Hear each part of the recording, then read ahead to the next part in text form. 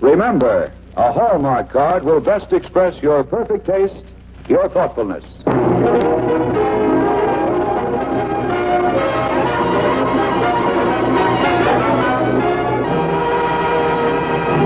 The makers of Hallmark greeting cards bring you the true and tender story of a girl and a boy and a golden shamrock, starring Miss Dorothy McGuire.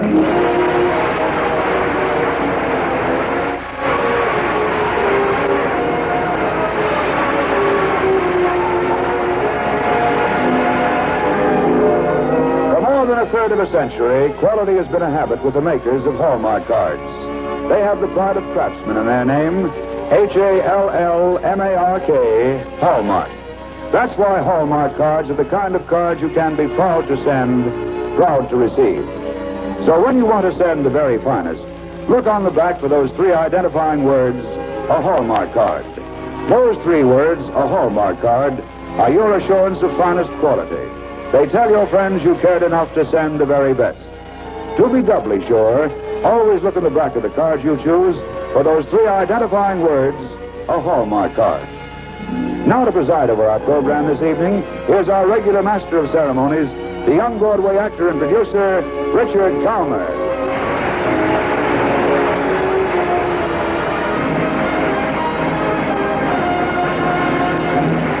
Thank you, Tom Shirley, and good evening, ladies and gentlemen. The makers of Hallmark greeting cards felt there was no nicer present they can give you for St. Patrick's Day than to invite Dorothy McGuire to play our little Irish girl tonight. So here she is. Welcome, Dorothy. Thank you, Dick. I hope it won't distress you to learn that my forebears lived nearer the River Dundee than the River Shannon. But I don't have to be Irish to send you a Hallmark card on St. Patrick's Day, do I, Dick? You certainly do, Dorothy. Tonight you're Colleen by proxy and the darling of our hearts. Ladies and gentlemen, you've seen Dorothy McGuire and Claudia, the Spiral Staircase, the Enchanted Cottage, great roles that have taken her right to the top. Tonight, she plays a little Irish girl, luckily, or perhaps unluckily, in love. The makers of Hallmark greeting cards present on the Reader's Digest radio edition, Sweet Rosie O'Brady, starring Dorothy McGuire.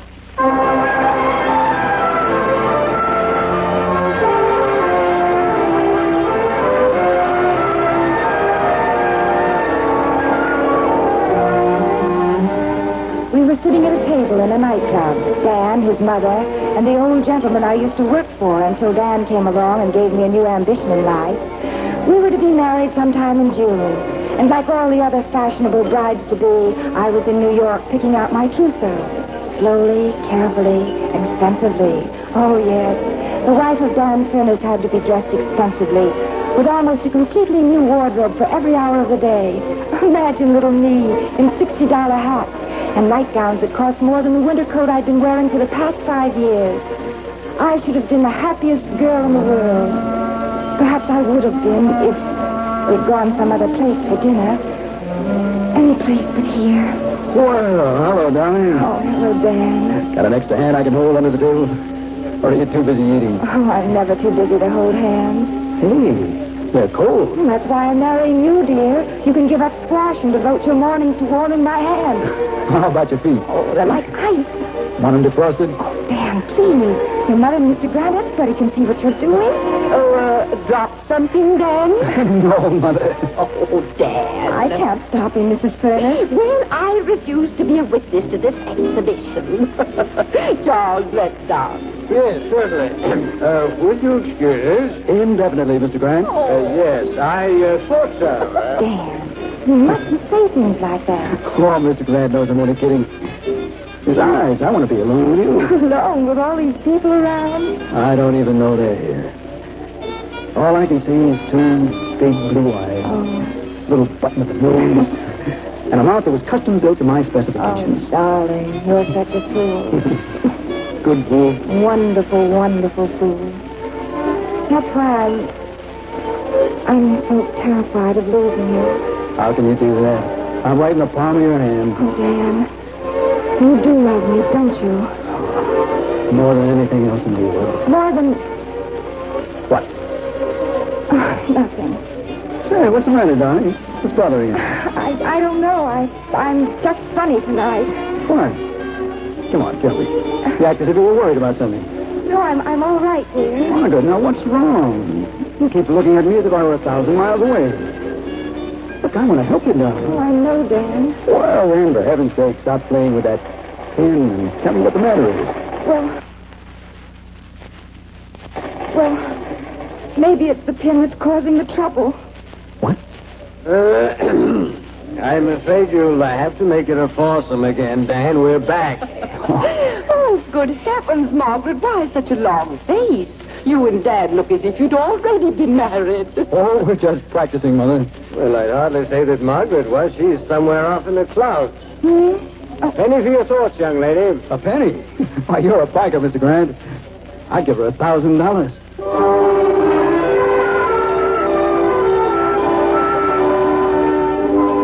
I suppose Dan would have given $1,000 to know what I was thinking. And yet, if I'd told him, he'd have been terribly disappointed. I was thinking about that pin, the one I'd been fingering unconsciously all the while he was asking me what was wrong. It was just an ordinary gold pin in the shape of a shamrock, and underneath the top leaf were 3 engraved words, Sweet Rosie O'Brady. Those words didn't mean very much now to anyone else but me. But some 40 years ago, when this pin was made, they meant a great deal to the young jeweler who made it. Some 40 years ago. You're going to go blind working on that pin, Charlie. Well, if I do, it'll be worth it. She that pretty?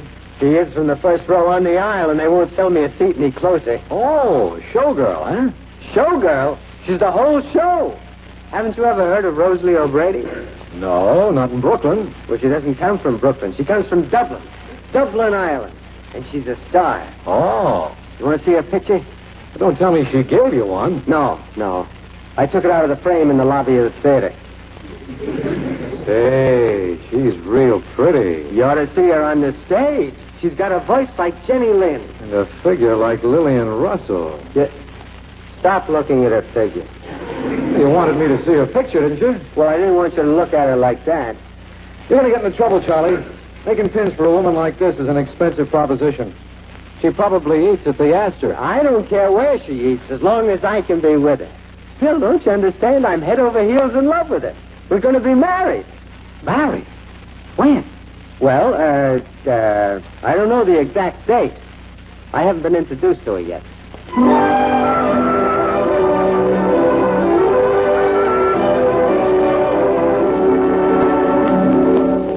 Sweet Rosie O'Brady. It's adorable, Charles. Adorable. But you really shouldn't have made it for me. Why not? It couldn't have been made for anyone else. Oh, I don't think you'll understand. Only 2 kinds of men give me gifts, and you're not like either kind. Well, perhaps I'm in a class by myself. That's just it. You are. You're not the stage door Johnny type, and the other type is always over 50, very rich, and bored with being married. Oh. What does that make me? A very sweet boy who's fallen in love with love. You'll get over it, Charles. Why should I? I like being in love with you. But you're not in love with me. You're in love with a girl who sings and dances and makes witty remarks for 2 hours on the stage until the curtain comes down. She's very pretty, easy to get along with, and she looks like an ideal mother for all your unborn children. The only trouble is she doesn't exist. She does for me. And I'm not a boy, Miss O'Brady. I'm very much in love with you. Oh, don't say that. I shall never know what to do with you now. Well, that's simple. Marry me. Oh, I'm afraid I can't, Charles. I'm married already. Married? Yes, happily married. My husband's waiting for me in the next room. You have a... Terribly sorry, Charles. He's in there having dinner with our 3-year-old daughter.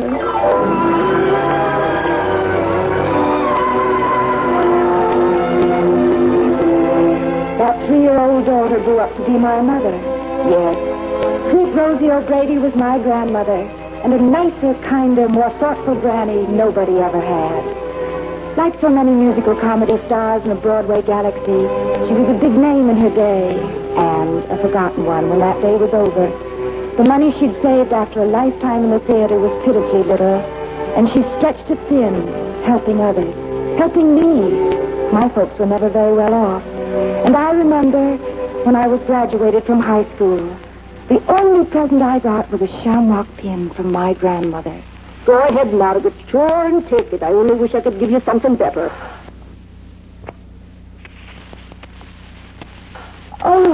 Oh, but it's yours. I mean, it's so personal. Oh, nonsense. I haven't looked at this pin in 20 years. You're just saying that. I know how much it means to you. You've told me about it dozens of times. Sure, and I've told you about my career a dozen more. I don't need this pin to remember, girl. I've got it all right here in my heart. But sometimes you like to give away something that's dear to you.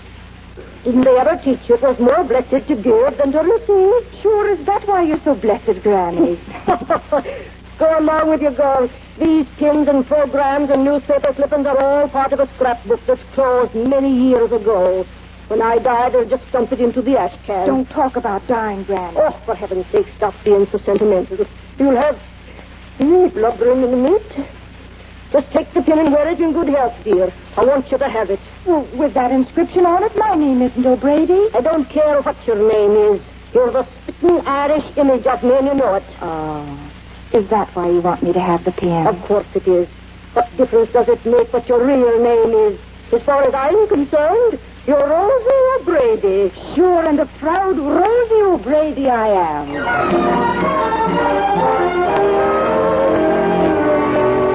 A moment ago, Mr. Grant offered me a penny for my thoughts. Yet he of all people might have known what I was thinking. He of all people might have known why my hands were so cold, why I couldn't eat any dinner. Did he know? Why was he looking at me so thoughtfully? Perhaps he, too, was thinking back to that first day I'd met him, the day I was sent to see him about a job. Yes. It's a secretarial job, Miss Hanson. Being a writer, I need a sort of combination sounding board, typist, critic, and amateur psychiatrist. Yes, sir. Now, do you think that you could be all those things for $35 a week? Well, it doesn't really matter what I think, does it? No, I suppose not. Still, it's helpful for a writer to be surrounded by reassuring people. Yes, very often I... What did you say your name was? Miss Hanson. No. Margaret Hanson. No. It's funny, I could swear that I have seen you somewhere before, and yet I... Have you ever been to the University of Michigan? No, sir, I've never been to any university. Oh, well, doesn't really matter. I just thought that you... Confound it, I keep thinking that you're an actress, or a murderess, or somebody that's been in the papers a great deal. Have you ever... No, I've never done a thing. Good Lord. I know. The pin. Where did you get that pin? Why, my grandmother gave it to me. Your grandmother? Yes. Where'd she get it? Well, really, Mr. Grant... Oh, come, young lady. Very important. I see that pin. Well, all right. Yes, thought so. Sweet Rosie O'Brady. She gave it to your grandmother. No, sir. Rosie O'Brady is my grandmother. Of course. I should have recognized you the minute I saw you. Why? Who are you, Mr. Grant? I mean... Yes. Of course you wouldn't understand, Miss Hanson. Well, now, you see, I am the man who made this pin. Oh. See, I was a jeweler at that time, and I'm very much in love with, Well, that is, your grandmother was a very beautiful woman. Mm-hmm. In fact, you're just like her. I think I'd better be going, Mr. Grant. Going? Good heavens, I wouldn't consider letting you go. Sit right down here, Miss Hanson. You got the job.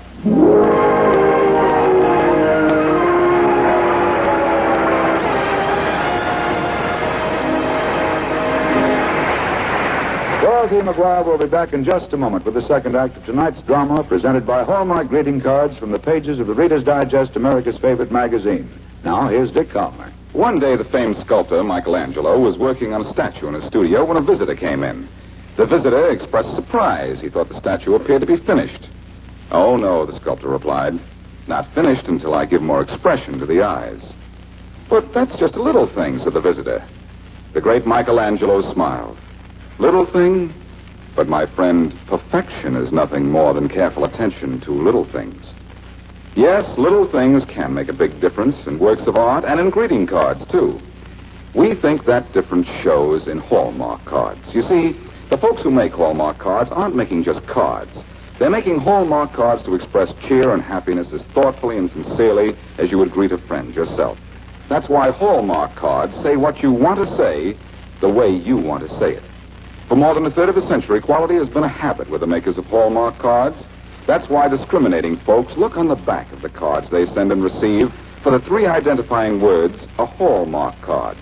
Those three words, a Hallmark card, are your assurance of finest quality. They tell your friends you cared enough to send the very best. And now, back to Dorothy McGuire and sweet Rosie O'Brady.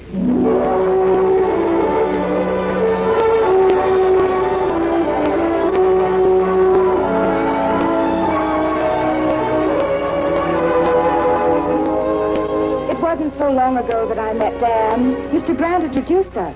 Purposely, I thought. Somehow, that pin I wore and the memories he had of sweet Rosie O'Brady made him take a fatherly interest in me. And I couldn't help but notice that he went out of his way to play the part of Cupid. He kept me working late one night, the same night he invited Dan Furness for dinner. So it was only natural for me to stay on and join them. But Mr. Grant didn't have to play Cupid very long. And that night, when Dan took me home, we stood in the doorway and talked until the morning sun reminded us that it was dawn. Good heavens, Dan. It's morning. Already? Oh, it must be. Unless the sun is up awfully early today. Well, for Pete's sake. I bet you're dead tired. I've had a wonderful time. Just standing here in the hallway? I should have said goodnight to you hours ago.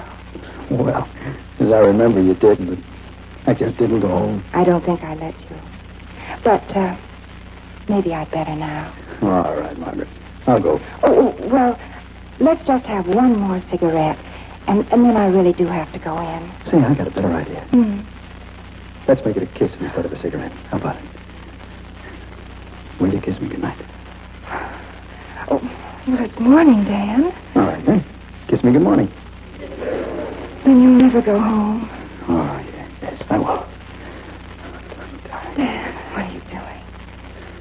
Kissing you. Oh, you shouldn't have done that. Why not? I'm one of the family. Are you? I've only known you a few hours. Well, I've known you much longer. 6 years, to be exact. What do you mean? Well, 6 years ago, I drew a mental picture of the girl I was going to fall in love with. I knew exactly what she'd be like. Her hair, clothes, the way she talked. Everything. And your head, to a T. From the tip of your nose to the smile of your Irish eyes. Oh, those mighty kind words, stranger. They're most true words, darling. I'm in love with you. Dan. And I'll tell you something else, too. What? I'm going to marry you.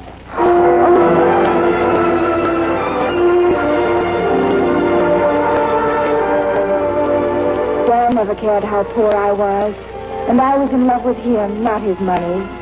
But, inevitably, I had to meet his mother. Sit down, Miss Hanson. Thank you. Oh, for heaven's sakes, Mother, let's not make this a 21-gun salute. I brought Margaret here to meet you, not to exchange credentials. Dan, if you're going to make fun of me. Mother, I'm not making fun of you. I just know how Margaret feels. But the poor kid, she's scared to death of you. Are you, dear? Am I that forbidding? Well, it isn't you, Mrs. Furness. It's just that, well, the idea of meeting someone you're hoping to make a good impression on. Well, then, I'm in the same boat, Margaret. After all, if my son wants to marry you... Your son more than wants to, Mother. Your son is going to. Oh, Dan. Dan. Please. Thank you, dear. Give us a chance to get acquainted, Dan. Now, you're from Boston, aren't you, Margaret? Yes. Did you go to school there? Yes. High school. I've never been to college. Oh. Mother... Dan, will you please be quiet for a moment? As soon as your engagement is announced, every society editor in New York is going to be after me for a story. I've got to know a little about Margaret's background. I'm afraid there isn't much, Mrs. Furness. I'm just an ordinary girl who happens to be very much in love with your son. I know, dear. But for your sake, as well as Dan's, it would be better if his friends thought of you as one of their crowd. Then you wouldn't have to bother explaining who you are or where you come from. I'm not ashamed of who I am, Mrs. Furness. Well, of course not, darling. I'm just trying to make it easier for you. After all, you want to be popular with Dan's friends, don't you? I want to be popular with Dan. Then take my word for it, Margaret. Just be vague about your background. I'll manufacture some harmless little story for the newspapers. And if anybody ever questions you, just laugh it off by saying your folks came over on the Mayflower.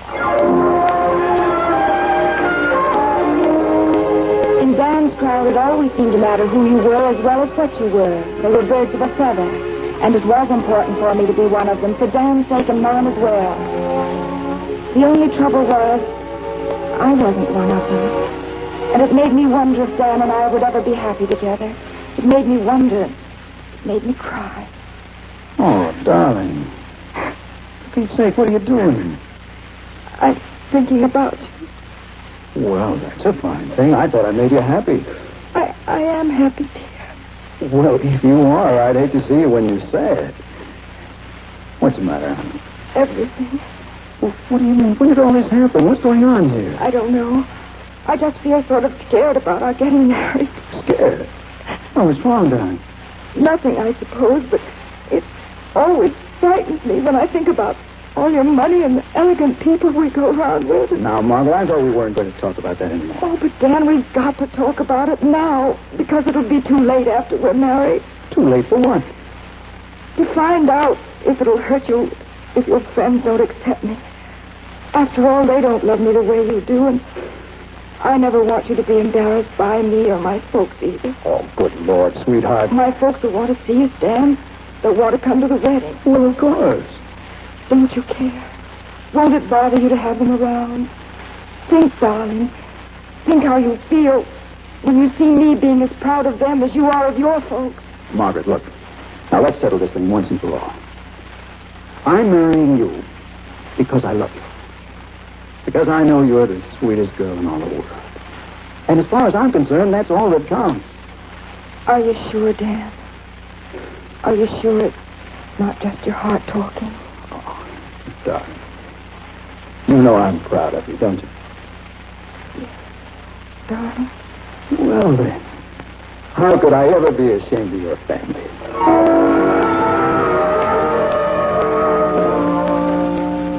Did he mean that? Did he really mean what he said that day? It's so hard to know how anybody really feels deep down inside. It's so hard to know how you yourself feel. That's why I've been so nervous all through dinner. That's why I'm so terrified right now. I should have insisted on going someplace else as soon as I found out about her. I should insist on going someplace else now before the... Oh, it's too late now.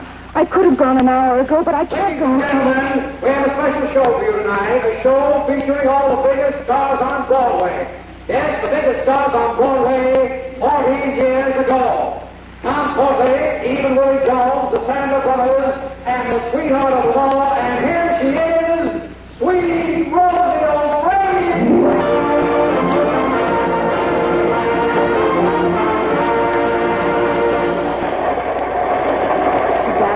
The blue cool spotlight, in the same sort of hourglass gown she'd worn in the days when men drank champagne out of her slipper. Oh, thank you, my friend.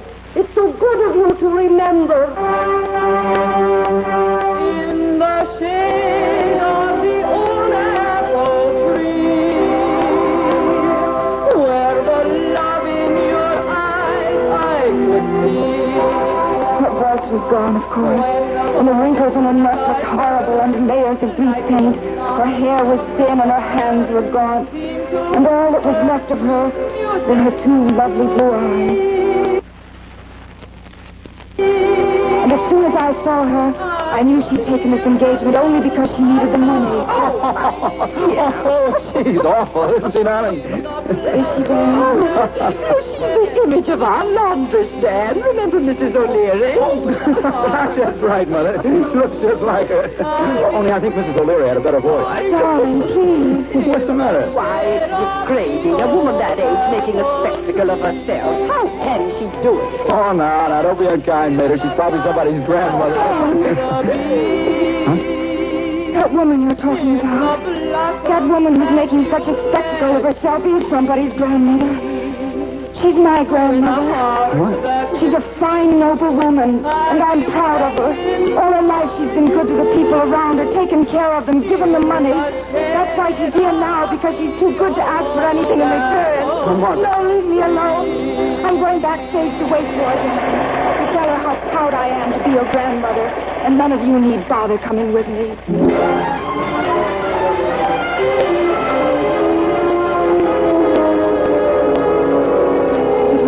I knew it was the end, but I didn't care. I turned my back on all of them and ran out into the street without even saying goodbye. And when I looked for the alley outside, I looked for it to go backstage to the dressing room. Oh, Dan. He was all I could think of as I ran to the stage door and asked the doorman to show me to a room. When I got there, Dan was waiting. Hello, sweetheart. Dan, what are you doing here? Waiting for you. You didn't give me a chance to catch up with you, so I took a shortcut through the stage. Oh, it's all right, Dan. You don't have to say goodbye to me. I understand how you feel. Do you? I think I do. Oh, I love you, Margaret. I want to marry. Oh, darling, don't say that. I love you. Can't you hear me? Oh, Dan. Put your arms around me. Oh, sweet. Come on, honey. Knock on the door. I want to meet your grandmother. My grandmother. In-law. Oh, darling.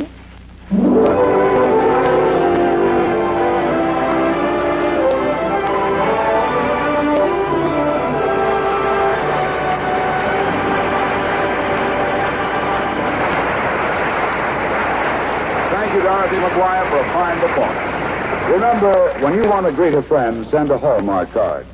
And sure, next Monday you'll be wanting to greet all your friends, for St. Patrick's Day it is. So get you down to your Hallmark dealers tomorrow and make your selection of Hallmark St. Patrick's Day cards for all your friends, whether Irish they be or not.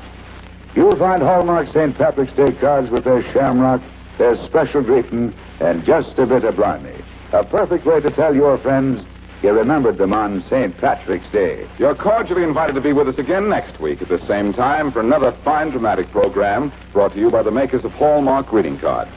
If you enjoyed tonight's show, won't you please tell your friends about it and ask them also to tune in for next week's program sponsored by Hallmark greeting cards.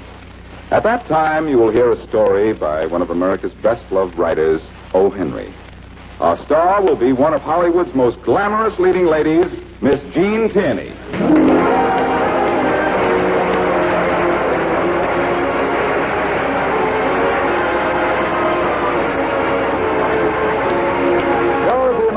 Appeared through the courtesy of David O. Selznick, producer of the Technicolor picture Duel in the Sun.